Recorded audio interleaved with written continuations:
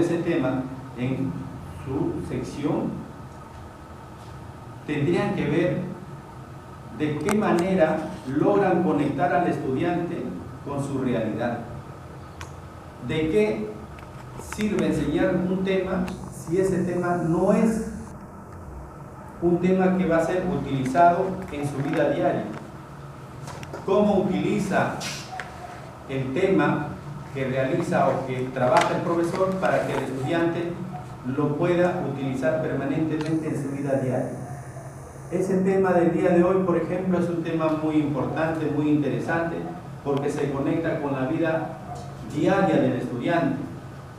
El estudiante como ser humano tiene un proceso de desarrollo y tiene permanentemente un sentimiento de afectividad, y ese sentimiento de afectividad va a posibilitar que, como todo mortal, tenga que emparejarse con otra persona y finalmente mantener una relación íntima. Entonces, esta información que se le ha brindado le va a ser útil a la persona, al estudiante, porque va a recordar: la profesora Rosa me dijo que debo utilizar un preservativo, entonces voy a la farmacia y compro el preservativo. O si estuviera utilizando un tema de matemática, por ejemplo, figuras geométricas, encontrar el área. ¿De qué manera yo puedo encontrar el área? No solamente de una figura que muy fácilmente la puedo encontrar, sino en el plano cartesiano, diferentes figuras, y conectarla con su vida diaria a través de figuras que puede establecer mentalmente de su hogar, de su casa, y pueda obtener el área de esa figura geométrica. O una persona que tenga otras habilidades, porque es comerciante, porque trabaja en un grifo, etcétera, cómo maneja las operaciones aritméticas y de qué manera le va a servir. Es decir, un docente que maneje estos tres aspectos de manera pertinente y adecuada es un profesor que se va a encontrar en el nivel 4, no se ve el nivel 4. ¿Podría correr, por favor? Entonces ahí ustedes, en el documento que les he dado, ahí está el detalle, los porcentajes en el que un profesor, para estar en el nivel 4, debe llegar, que es un 95%.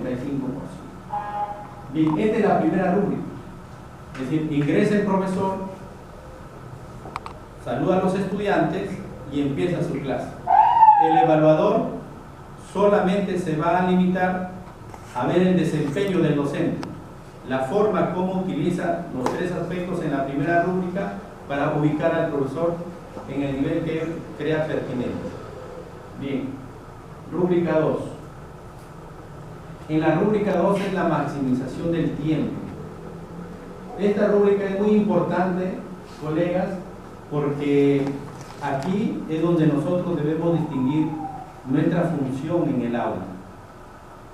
¿Por qué nosotros ingresamos al aula y debemos maximizar el tiempo en favor de los aprendizajes de los estudiantes? Y aquí hay una estrategia que se está utilizando a través de un nombre denominado TIA, que los profesores deben tener en cuenta. TIA significa transición, interrupción y acciones accesorias. ¿Qué significa la transición? ¿Qué significa la interrupción y las acciones accesorias? Lo vamos a precisar. Pero repito, la maximización del tiempo es cómo el profesor, desde el momento que ingresa al aula, todo el tiempo logra vincularlo al momento de efectividad del tiempo en su hora de clase. Cuando nosotros hablamos de horas efectivas de clase, estamos hablando de una maximización del tiempo, pero porque asistimos al colegio, llegamos a las 6 y salimos a las 10 y hacemos clase. Esa es una parte. Pero para lo que es evaluación del desempeño docente, lo fundamental, lo prioritario, lo importante es cómo se maximiza el tiempo en el aula. Si un profesor ingresa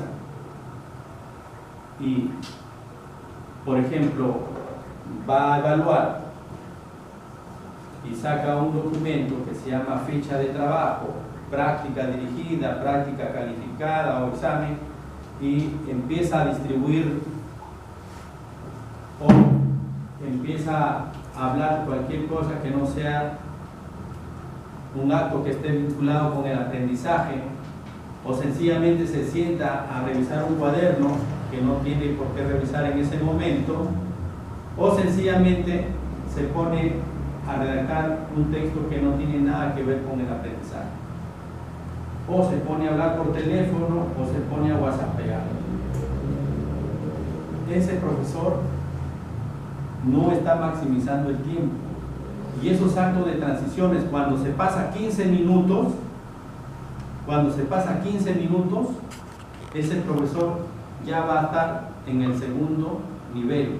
El máximo de tiempo que se tolera en este aspecto de la transición es de 6 minutos para estar en el cuarto nivel. Si el profesor viene y utiliza estrategias adecuadas para entregar las fichas o los exámenes o una práctica de trabajo, y el plazo máximo que suma en esta actividad de distribuir el documento, o de sacar un papelote, o de sacar a un estudiante para que explique una clase con papelote, que ya no debe hacerse tampoco. Entonces, si pasa 6 minutos, ese profesor ya no va a estar en el cuarto nivel, va a estar en el tercer nivel. Si llega a los 15, va a estar en el nivel 3. Si pasa los 15 minutos, va a llegar al segundo nivel. Y si pasa los 20, ese profesor desciende al primer nivel y ya está desaprobado. Entonces, en riesgo es segundo, y desaprobado definitivamente es el que está en el primer nivel. Entonces, el tema de transición implica hacer actividades en las que el docente no calcule el tiempo y pierda la maximización del tiempo para no ser empleado adecuadamente en el aprendizaje de los estudiantes. Y eso es lo que se considera al momento de evaluar el desempeño de los docentes. El segundo aspecto de la interrupción: de pronto viene un estudiante, quiere hablar con el profesor por cualquier motivo, y el profesor deja de hacer su clase para atender al estudiante. O llega alguna persona que quiere comunicarse con el profesor y la profesora, y el profesor sale. O de pronto llega una visita y empieza a conversar con el profesor.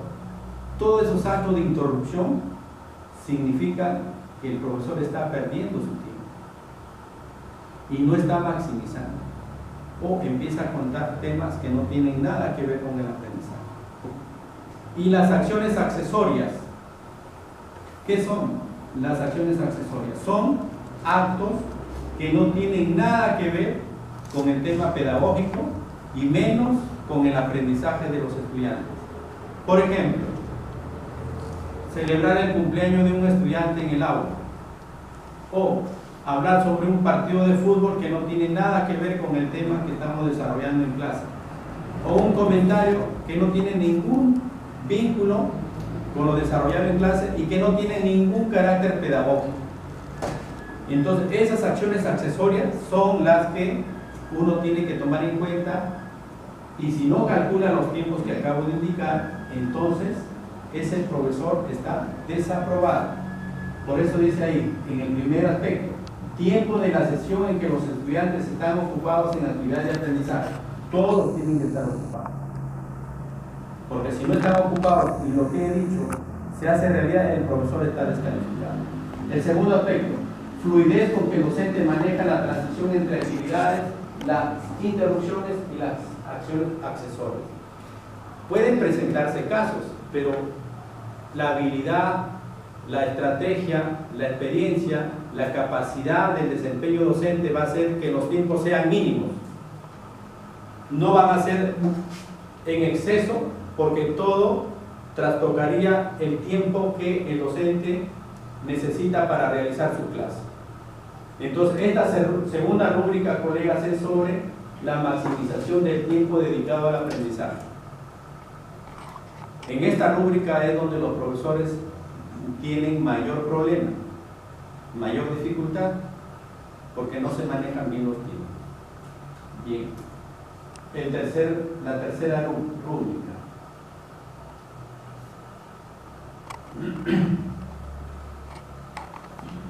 Bien, en la tercera rúbrica tenemos sobre la promoción del razonamiento, la creatividad y o el pensamiento crítico. A ver, miren aquí el aspecto que existe. Dice actividades e interacciones entre docente y